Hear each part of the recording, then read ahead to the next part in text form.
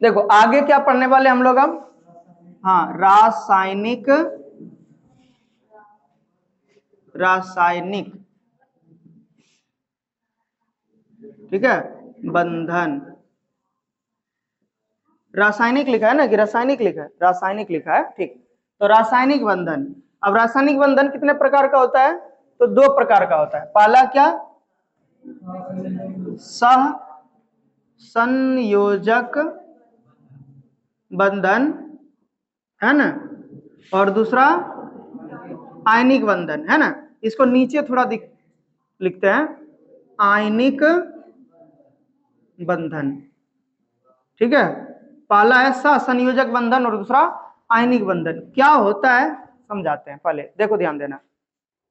जब भी दो तत्व में जैसे हो सकता है कि कार्बन ऑक्सीजन, है ना, ठीक है, CO2 बना रहा है मिलके, हो सकता है कि हाइड्रोजन और ऑक्सीजन मिलकर के H2O बना रहा हो, है ना, हो सकता है कि नाइट्रोजन और ये हाइड्रोजन मिलकर के अमोनिया बना रहा हो। तो ये दो तत्वों के साथ जब अभिक्रिया होता है तो दोनों तत्वों के बीच में एक बंधन का निर्माण होता है, ठीक है। मतलब बंधन का निर्माण होने का अर्थ क्या हुआ, या तो फिर हम लोग जैसे एक एग्जांपल और ले लेते हैं, NaCl, है ना, कोई दिक्कत। तो इसमें बंधनों का निर्माण होता है। जैसे यहाँ पर देखो सोडियम और क्लोरीन के बीच एक बंधन बना, बॉन्ड बना, तभी तो आपस में दोनों विक्रिया किया, चिपका, है ना, एक दूसरे से। अभी तुम ही लोग में से अगर दो बच्चा कोई बात कर रहे हो तो इसका मतलब कुछ ना कुछ उसमें बंधन है। क्या बंधन है, हो सकता है दोस्ती का बंधन हो सकता है कि कोई कहीं दूर से भाई लगे, हो सकता है कि कोई दूर से कहीं बहन लगे एक दूसरे का, है ना, ठीक। तो ये चीज है, या भाई बहन हो सकता है, या कहीं ना कहीं तुम जब बात करते हो किसी ना किसी से तो कोई ना कोई बंधन वहां पे काम करता है ना। नहीं अगर कुछ है तो एक जैसा विचार मिल गया तो उस चीज का बंधन हो गया कि विचार एक जैसा है, तो इस चीज का बंधन होता है। उसी तरीके से ये दोनों जब अभिक्रिया किया सोडियम और क्लोरीन, तो इसके बीच में एक बॉन्डिंग स्थापित हुआ, एक बंधन बना। समझ गया। अब ये बंधन कैसे बनता है इसके बारे में बताएंगे, लेकिन यहाँ देखो फिर हाइड्रोजन और ऑक्सीजन के बीच में बंधन बना है, कार्बन और ऑक्सीजन के बीच में बंधन बना है, और नाइट्रोजन और हाइड्रोजन के बीच में भी बंधन बना है, तभी ये आपस में एक दूसरे के साथ जुड़ पाया। अब ये बंधन दो तरह का हो सकता है, पहला तो क्या सहसंयोजक और दूसरा क्या आयनिक। अब सहसंयोजक क्या होता है और आयनिक क्या होता है इसको समझाते हैं थोड़ा शॉर्ट में। जैसे हम लोग यहाँ पे NH3 का या CO2 का हम लोग ले लेते हैं एग्जाम्पल, किसका, हाँ NH3 का ही लेते हैं, ठीक है, NH3 का। देखो यहाँ पर N लिख देते हैं, यहाँ पर H लिखते हैं, यहाँ पर H लिखते हैं और यहाँ पर भी H लिखते हैं, ठीक है। इसमें देखो क्या होगा, सहसंयोजक का नाम से ही पता चल रहा है, सह मतलब क्या होता है साथ में, असंयोजक मतलब मिलना, जुड़कर, एक साथ में मिलकर जुड़ जाना, है ना, ठीक है। और उसमें भी क्या लेन देन नहीं करेगा, ठीक। तो यहाँ पर इसके पास कितना इलेक्ट्रॉन है बताओ तो, एक इलेक्ट्रॉन है, इसका भी एक इलेक्ट्रॉन, इसका भी एक इलेक्ट्रॉन, इसके पास कितना इलेक्ट्रॉन है, टोटल 7 इलेक्ट्रॉन है ना। इलेक्ट्रॉन की संख्या कितना है 7, लेकिन बाहरी कक्षा में कितना है 5। तो इसका देखो यहाँ पे 2 एक्स्ट्रा में यहाँ दे दिए, एक इधर दे देते हैं, एक इधर दे देते हैं, एक इधर दे देते हैं, है ना। अब देखो ये हाइड्रोजन क्यों अभिक्रिया किया था ये बताओ पहले। हाँ ये हाइड्रोजन क्यों अभिक्रिया की थी, अष्टक, इसमें हाइड्रोजन का तो अष्टक नहीं, बाहरी कक्षा बोल सकते हो, 8 गो तो इलेक्ट्रॉन ये पूरा नहीं रहा, तो ये अभिक्रिया करके क्या कर लेगा, ये 2 इलेक्ट्रॉन इसको मिल जाएगा, ये इसके साथ अभिक्रिया करके 2 इलेक्ट्रॉन इसको मिल जाएगा, ये इसके साथ अभिक्रिया करके 2 इलेक्ट्रॉन प्राप्त कर लेगा। हाइड्रोजन पूरा काम हो गया सही से, हाइड्रोजन का काम कंप्लीट। नाइट्रोजन भी देखो क्या किया बता तो, हाँ इसके पास कितना है अभी 2 3 4 5 है, इसका एक ले लिया 6, इसका एक ले लिया 7, इसका एक ले लिया 8, देखो समझा। तो ये क्या करा अभी समझना थोड़ा सा, ये नाइट्रोजन जो है ये तीनों हाइड्रोजन के साथ इलेक्ट्रॉन का साझा किया, लिया नहीं साझा कर लिया। तो साझा जब करके जब बंधन बनाता है तो उसी को क्या बोलेंगे सहसंयोजक बंधन। जब दो तत्वों के बीच या जब दो तत्वों के परमाणु के बीच आपस में इलेक्ट्रॉन के साझा करने से बंधन बनता है तो उसी को ही सहसंयोजक बंधन कहेंगे। बात समझ में आ रहा है यहाँ, जो जब दो तत्वों के परमाणु के बीच, ये क्या है हाइड्रोजन का परमाणु है, ये भी क्या हाइड्रोजन का परमाणु है, ये भी हाइड्रोजन का परमाणु है, ये नाइट्रोजन का परमाणु है, तो नाइट्रोजन और हाइड्रोजन के परमाणु के बीच में इलेक्ट्रॉन का साझा हुआ है। क्या हुआ है, इलेक्ट्रॉन का साझा, किसी को कोई दिया नहीं, नहीं हाइड्रोजन इसको दिया है, नहीं नाइट्रोजन हाइड्रोजन को दिया है, कोई किसी को नहीं दिया यहाँ, ठीक है। मतलब क्या हो गया साझा हो गया। साझा का अर्थ क्या होता है, जैसे कोई व्यक्ति के पास अच्छा साझा भी क्यों करता है इसके बारे में बता देंगे, लेकिन यहाँ पे देखो ध्यान देना, जैसे कोई व्यक्ति के पास अगर मान लो कि 10 रुपए है ना, और कोई सामान अगर 20 रुपए में मिल रहा है, ए व्यक्ति के पास 10 रुपए है, बी व्यक्ति के पास भी 10 रुपए है, और कोई सामान अगर 20 रुपए में मिल रहा है ना, तो क्या करेगा, ये दोनों मिलकर ले लेगा, कोई किसी को पैसा देगा? हाँ नहीं, ए बी को देना चाहेगा 10 रुपए और नहीं बी ए को देना चाहेगा 10 रुपया, तब दोनों मिल करके इस सामान को ले लेगा 20 रुपए में, ये हुआ साझा। अब ये सामान किसका है? पर्सनली किसी का नहीं है, दोनों का है ना। ये सामान जो है, जो भी सामान लिया 20 रुपए में, वो सामान दोनों का है, इसका भी है इसका भी है, दोनों का समान अधिकार है, तो इसको बोलते हैं साझा, है ना। कई बार तुम लोग देखा होगा ऐसा होता है सोसाइटी में, समाज में। और दूसरा क्या होता है, जैसे मान लो ए के पास 2 रुपए है और बी के पास 18 रुपए है, 20 रुपए में कोई सामान मिल रहा है, तब क्या करेगा, ए चाहेगा दे दे इसी को, है ना। ए क्या चाहेगा कि 2 रुपए जो है इसी को दे दें, और तब सामान जब खरीदेगा तब किसका हो जाएगा, ये टोटल ये बी का होगा, है ना। टोटल ये क्या हो जाएगा, बी का हो जाएगा। ये ए पर, ए को इसके ऊपर, इस सामान के ऊपर कोई अधिकार नहीं बचा। अब अधिकार कितना का है उसको, ये 2 रुपया का, है ना। 2 रुपया का ही भागीदारी निभाया। अब 2 रुपया इसका क्या हुआ, तो ये कर्जा दिया इसको, है ना। ये क्या करा, ए क्या किया है, 2 रुपए का कर्जा दिया है, तो 2 रुपए का कर्जा दिया है, इसका मतलब ये पॉजिटिव में 2 है, और अगर ये 2 रुपया कर्जा लिया है तो निगेटिव में 2 आ जाएगा, है ना। समझ गया। तो यहां पर क्या हो रहा है, आवेश का स्थानांतरण हो रहा है, मतलब इलेक्ट्रॉन का स्थानांतरण हो रहा है, किसी को कोई दे रहा है ना। तो ऐसे बंधन को क्या बोलेंगे, आयनिक बंधन। जब आपस में ए बी इस तरीके से अगर जुड़ा तो इसको बोलेंगे आयनिक बंधन। और यहां पर जब ए और बी साझा किया है, हाँ, तो सहसंयोजक, है ना। अब यहाँ पे साझा ही क्यों किया, क्योंकि कोई किसी के ऊपर उतना ज्यादा भरोसा भी नहीं कर रहा था कि 10 रुपया तुम्हारे पास है, 10 रुपया वापस तुम दोगे, है ना।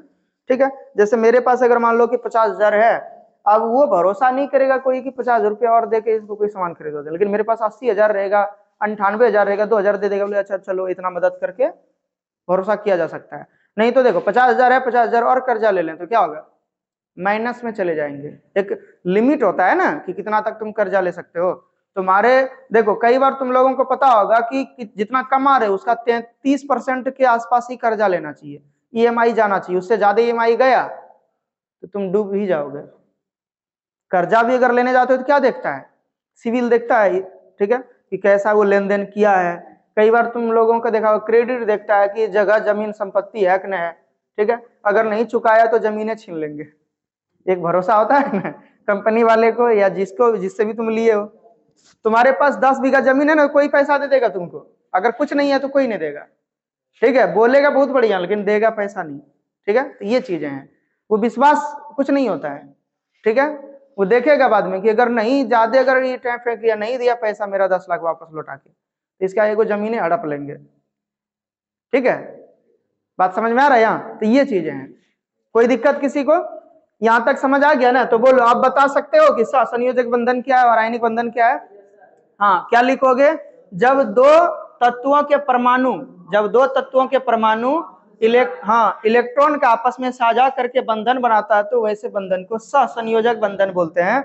और जब दो तत्वों के परमाणु आपस में इलेक्ट्रॉन का आदान प्रदान करके, आदान मतलब लेना, प्रदान मतलब देना, तो हाँ लेन देन से जब बंधन बनाता है तो उसको आयनिक बंधन कहते हैं। एग्जाम्पल तुम लोग क्या क्या ले सकते हो इसमें, एग्जाम्पल लिख सकते हो NH3 का, CH4 का, H2O का, CO2 का, है ना, CH3Cl का, ये सब का। और इसमें किसका किसका एग्जाम्पल ले सकते हो, जैसे NaCl का, CaCO3 का, ठीक है, H2SO4 का, है ना, HCl का, ये सब का इत्यादि।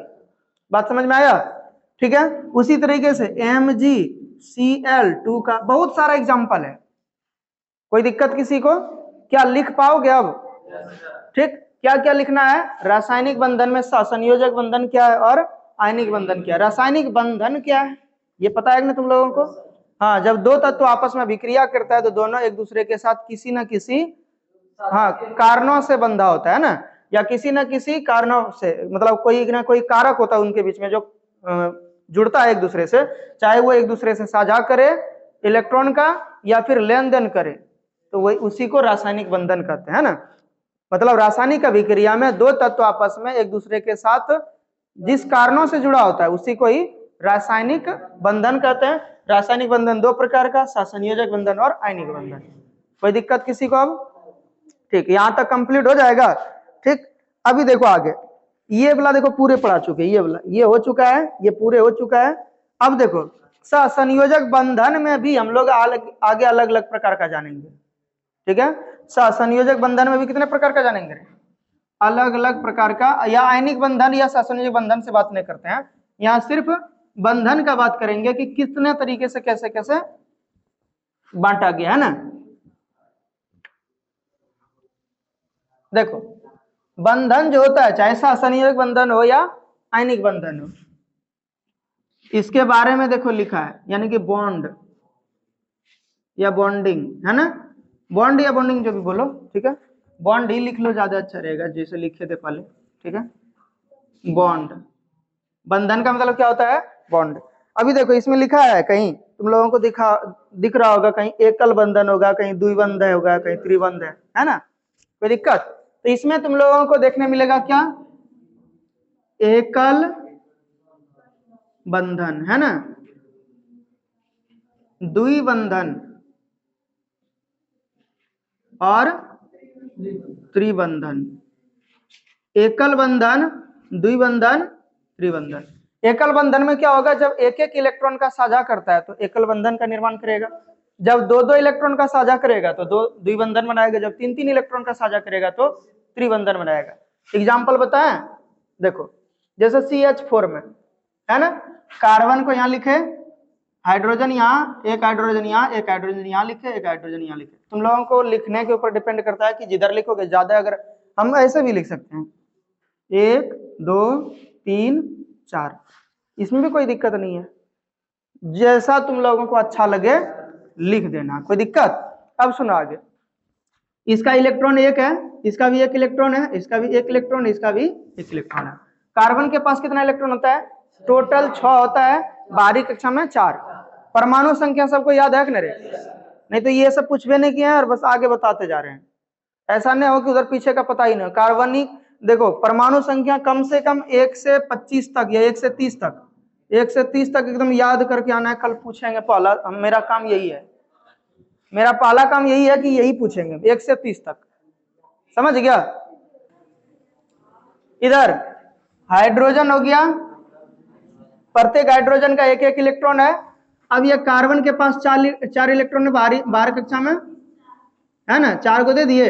अब देखो ये हाइड्रोजन भी घेर लिया इसको, ये हाइड्रोजन भी है ना, और कार्बन क्या करेगा? चारों का एक एक गोले लेगा। अब हर जगह पर तुम लोग क्या देख रहे हो? हर जगह पर हर एक कार्बन के बीच में, बता तो देखो, हर एक कार्बन के और हाइड्रोजन के बीच में एक एक इलेक्ट्रॉन का साझा हुआ है, तो एक लकीर देंगे, एक लाइन देंगे ऐसे। कोई दिक्कत? तो इसको क्या बोलेंगे? एकल बंधन। देख रहे हो ना यहाँ पे, एक एक इलेक्ट्रॉन का जब साझा होगा, जब दो परमाणुओं के बीच या जब दो तत्वों के परमाणु के बीच एक एक इलेक्ट्रॉन का साझा हो, ठीक है, तो उसको एकल सहसंयोजक बंधन बोलेंगे। अब एकल बंधन में अब सहसंयोजक बोलोगे तो सहसंयोजक, आयनिक बोलोगे तो आयनिक, है ना। आयनिक में भी होगा, सिंगल होगा, डबल होता है, ये चीज याद रखना, जब दो दो को इलेक्ट्रॉन का साझा करेगा। लेकिन यहाँ सहसंयोजक में ही हम लोग पढ़ने वाले हैं, ठीक है। अब देखो दूसरा, द्विबंधन में क्या होगा बताओ तो? हाँ, जैसे CO2 का बात करते हैं, कार्बन क्या है? एक है, हाइड्रोजन ऑक्सीजन कितना है? 2 गए, एक ऑक्सीजन इधर, एक ऑक्सीजन इधर लेते हैं। इसके पास 2 गो इलेक्ट्रॉन। अच्छा, इसके पास कितना इलेक्ट्रॉन होता है? इसके पास 4 इलेक्ट्रॉन दे दिए, इसके पास 6 गो होता है, 1 2 3 4 5 6। इसके पास भी 6 गो होगा, 1 2 3 4 5 6। अब देखो ये ऑक्सीजन क्या करेगा? 2 को चाहिए तो 2 को ले लेगा, इसको भी 2 को चाहिए 2 को ले लेगा। और ये देखो यहाँ क्या, अभी यहाँ पर तुम लोगों को क्या दिख रहा है कि कार्बन और ऑक्सीजन के बीच में कितना कितना इलेक्ट्रॉन का साझा हुआ? 2 2 इलेक्ट्रॉन का साझा हुआ। तो क्या हम लोग ऐसा लिख सकते हैं बताओ तो? O double bond C double bond O। बराबर नहीं पढ़ना इसको, O double bond C double bond O। देखो दो दो का इलेक्ट्रॉन का साझा हुआ, अरे इसके इससे इसको मिला दो, इससे इसको मिला दो, हो गया बस। बात समझा इसको? कौन बॉन्ड वाला? दोनों अलग है। देखो यहाँ अब बॉन्ड वाला तुम नहीं लिखोगे, ये हो गया केमिकल फॉर्मूला, ये रासायनिक सूत्र हुआ, ये हुआ इलेक्ट्रॉन बिंदु संरचना सूत्र, और ये हुआ संरचना सूत्र। तीनों जरूरी है। ये पूछेगा तो ये जवाब देना है, ये पूछेगा तो ये जवाब देना है, ये पूछेगा तो ये जवाब देना। बोलेगा क्या? सुनो अभी ध्यान देना, 3 सवाल करते हैं, तीनों में तीनों का जरूरत है। अब जब ये पूछेगा तो इसका जवाब देंगे। तुमको क्या जरूरत है कि ये नहीं लिखेंगे या लिखेंगे? जो पूछेगा वो लिखोगे, समझ रहे हो? देखो 3 सवाल क्या क्या हो सकता है। पहला क्या पूछ सकता है? कार्बन डाइऑक्साइड का रासायनिक सूत्र लिखें। रासायनिक सूत्र नहीं, रासायनिक सूत्र नहीं बोलोगे इसका, हाँ रासायनिक सूत्र लिखें तो क्या हो जाएगा? CO2। अगर पूछा जाएगा कि कार्बन डाइऑक्साइड का इलेक्ट्रॉन बिंदु संरचना सूत्र लिखें, तब ये बिंदु से दिखाना है, इलेक्ट्रॉन को बिंदु से दिखाया ना। और फिर क्या हुआ? अगर पूछेगा CO2 का संरचना सूत्र बताएं तो बॉन्ड वाला। मीथेन का बोलेगा संरचना सूत्र, वो इलेक्ट्रॉन बिंदु संरचना सूत्र बोलेगा तो ये। और अगर बोलेगा रासायनिक सूत्र CH4। समझ गया? ये हो गया रासायनिक सूत्र, ये हो गया इलेक्ट्रॉन बिंदु संरचना सूत्र, ये हो गया संरचना सूत्र। ठीक है रे? त्रिबंध वाला देख लो अब। ठीक है, हम लोग एक एग्जांपल लेते हैं, C2H2। क्या लेते हैं?